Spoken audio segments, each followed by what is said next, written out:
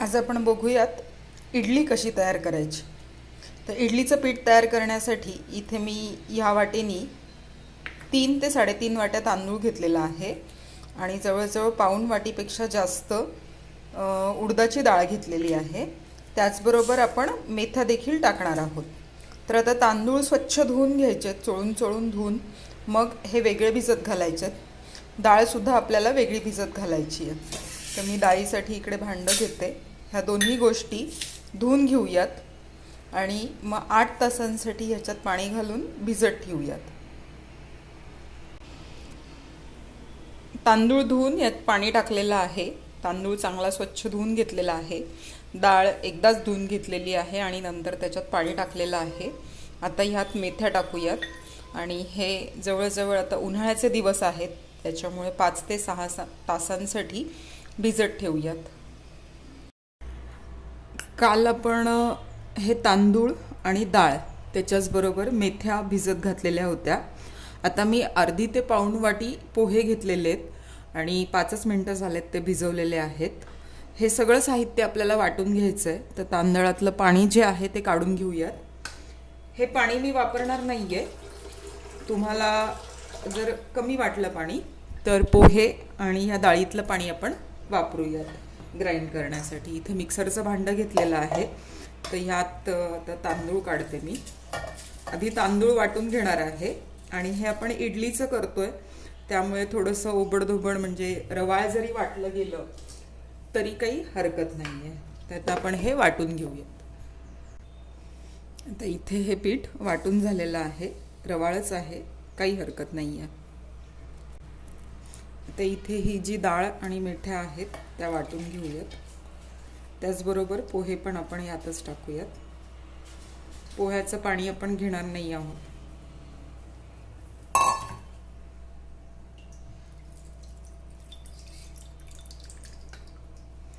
आणि आता हे पोहे पण टाकलेले आहेत। तर हे छान आपण फिरवून घेऊयात। आता हे आपलं छान ग्राइंड करून झालेलं आहे। तर ह्यातलं थोडं मिश्रण मी परत घेतलं होतं आणि ते पण ग्राइंड केलेलं आहे ह्याच्यात। तर आपलं हे मिश्रण तयार आहे। छान मिक्स करून घेऊ आणि फर्मेंट व्हायला 7 ते 8 तास लागतील। तर आता मी हे सकाळची वेळ आहे जेव्हा मी हे मिश्रण वाटलेलं आहे। तर हे असंच झाकून ठेवणार आहे आणि संध्याकाळी मग आपण ह्याच्या इडल्या करणार आहोत। आता हे पीठ वाटून छान ठेवलेलं आहे, त्याच्यावरती झाकण ठेवणार आहे आणि आता उन्हाळ्याचे दिवस आहेत तर 5 तासात पण ते फर्मेंट होईल, नाहीतर थंडीच्या दिवसात 7 ते 8 तास लागतात।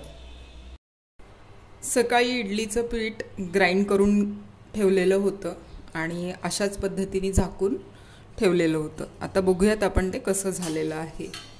तर बघू शकता तुम्ही, छान फर्मेंट झालेलं आहे, अतिशय जाळीदार झालेलं आहे। तर आपण आता यातली हवा काढूयात आणि बघू शकता तुम्ही, मस्त जाळी आलेली आहे या पिठाला। उन्हाळ्याचे दिवस आहेत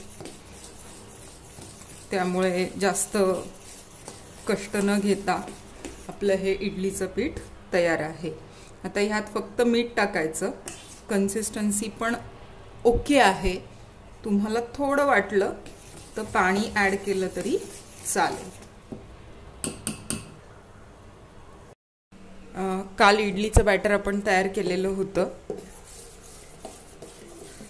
आता ह्यात मी मीठ टाकलेलं आहे आणि आता थोडंसं पाणी टाकणार आहे कारण पीठ मला घट्ट वाटतं। तर आपण आता माझ्याकडे ॲल्युमिनियमचं स्टँड आहे, त्याच्यामुळे मी ॲल्युमिनियमच्याच ह्याच्यात करणार आहे। तुमच्याकडे स्टीलचं असेल तर तुम्ही स्टीलच्या ह्याच्यात लावलं तरी चालेल। एकीकडे मी स्टँडमध्ये पाणी उकळत ठेवलेलं आहे। हे जे स्टँडची भांडी आहेत ती धुवून घेतलेली आहेत, म्हणजे पाण्याने ओली केली आहेत आणि आता त्याला तेल लावते, म्हणजे तेल पाण्याने ते ओलं झालं की आपलं इडलीचं बॅटर त्याला चिटकत नाही। तर अशा पद्धतीने तुम्ही तूप सुद्धा लावू शकता। तूप लावलं तर इडली थंड झाल्यानंतर ते थोडं आळून येतं, म्हणून मी तेल लावते। इथे आपल्या पाण्याला उकळी आली आहे, त्याच्यामुळे आता आपण इडलीचं स्टँड जे आहे ते भरून घेऊयात इडली बॅटर. तर आता एकेका ह्याच्यात आपण बॅटर टाकूयात. बॅटर व्यवस्थित आहे. घट्ट इडली, सॉफ्ट इडली होणार आहे. बॅटर जर घट्ट राहिलं तर इडली थोडीशी दाटसर होते. मी पूर्ण बॅटर भरणार नाहीये, थोडी जागा ठेवणार आहे, ज्याच्यामुळे इडली फुगण्याला मदत होईल. आता हे आपण स्टँडवरती ठेवूयात. अशाच पद्धतीने दुसरे देखील स्टँड आपण भरून घेऊयात. इथे तिन्ही पण स्टँड भरून झालेले आहेत. आता इथे जे बिळं आहेत त्याच्या क्रॉसमध्ये आपल्याला दुसरं स्टँड ठेवायचं आहे. तर इकडे बिळं आहेत, तर ह्या इडलीच्या इकडच्या साईडला आता ही बिळं आली आहेत पाहिजेत. त्यामुळे काय होतं, वाफ सगळीकडे इक्वली स्प्रेड होते. आता झाकण ठेवून मी साधारण 15 मिनिटं वगैरे ह्या इडलीला मीडियम गॅसवरती, हा मीडियम गॅस आहे त्याच्यावरती उकडून घेते. मी ज्या पद्धतीने सांबार करते ते मी आता दाखवणार आहे. तेल आधीच तापत ठेवलेलं होतं. आता मी त्यात मोहरी टाकते. मोहरी छान तडतडली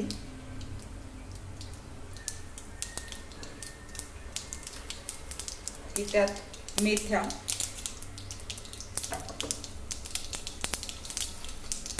त्यानंतर हिंग आणि गॅस बारीक केलेला आहे आता. त्यानंतर जिरे, लाल मिरच्या, थोडी हळद आणि हे चिरलेला टोमॅटो.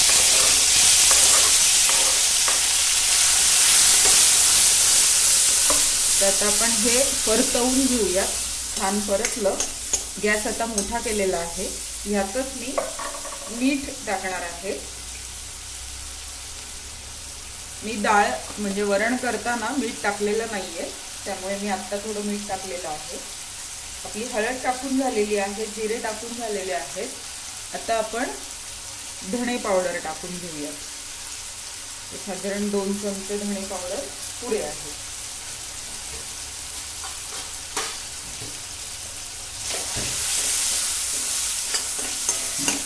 टोमॅटो उकडताना टाकला तरी चालतो, पण मी कधी कधी अशा पद्धतीने सांबार करते. इथे कुकरची वाफ सुरू गेलेली आहे. इथे मी सगळं डाळ आणि जे साहित्य होतं सांबारमध्ये जे टाकायचं असतं ते माझं उकडून झालेलं आहे. आता हे परतून झालं की आपण त्यात टाकूया. मी सुहानाचा सांबार पावडर मसाला वापरते. एव्हरेस्टचा माझ्या घरी आवडत नाही, त्यामुळे सुहाना, आणि तुम्ही पण वापरून बघा, चांगला लागतो. कोथिंबीर टाकलेली आहे. आता जो सांबार मसाला घेतला होता तो टाकणार आहे. मी सांबार तिखट करत नाही, त्यामुळे एवढा मसाला पुरे आहे. तुमच्याकडे तिखट आवडत असेल तर मिरची पावडर टाका साधी. छान मसाला परतत आलेला आहे. अजून 1-2 मिनिटं परतून मग त्यात आपण शिजलेलं वरण टाकूयात.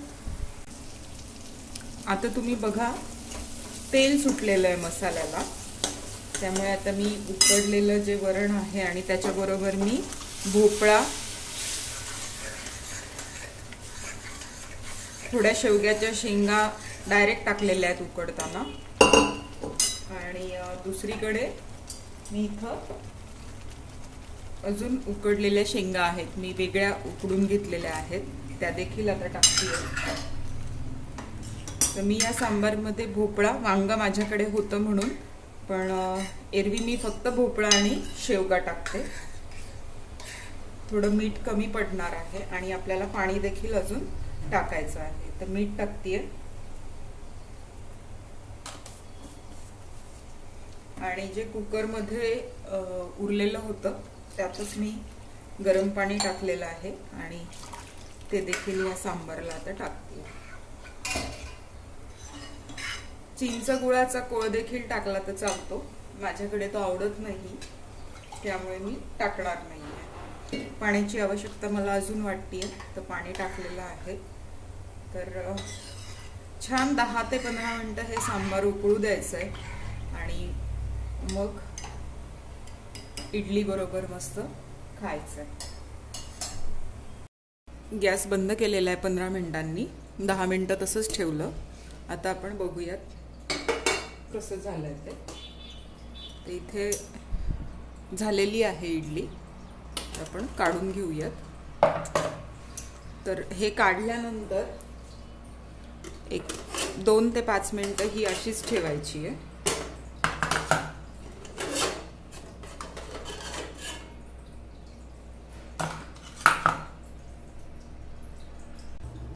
इकडे मी परत पाणी टाकलेलं आहे पुढची इडली लावण्यासाठीचं. आता जे आपण इडली काढून घेतलेली होती स्टँड मधून ती कशी काढायची ते बघूया. तर मी हे थोडं थंड पाणी घेतलेलं आहे, ते थंड पाणी मी ह्या इडलीच्या स्टँड वरती कडेनी टाकणार आहे. असं सगळ्या ह्याच्यावरती करणार आहे.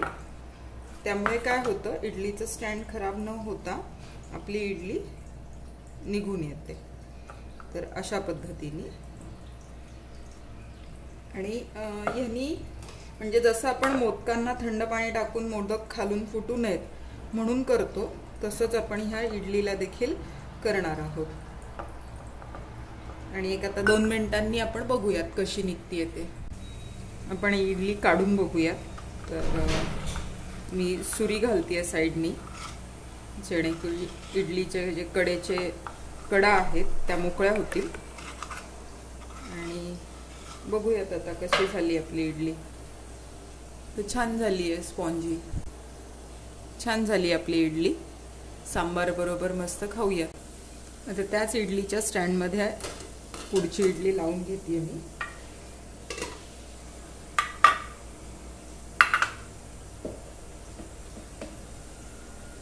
आधीची इडली काढून घेतलेली आहे. तर आपण केलेल्या प्रमाणात साधारण 28 ते 30 इडली होतात. तर इथे ठेवताना क्रॉस मध्ये ठेवायचंय.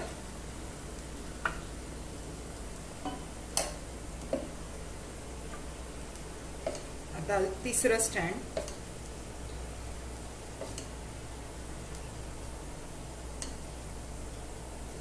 तिसऱ्या स्टँड मध्ये आता मी थोडंसं मिश्रण जास्त टाकतीये, कारण आता थोडंच राहिलेलं आहे. तर आता तिसरं देखील स्टँड भरून गेलेलं आहे. आता हे आपण इथे ठेवूयात आणि परत 15 मिनिटांची वाफ देऊन घेऊया. इकडे आपली इडली तयार आहे, जे आधीचं आपलं झालेलं होतं त्यात. आणि आता मी यात सांबर सर्व करणार आहे.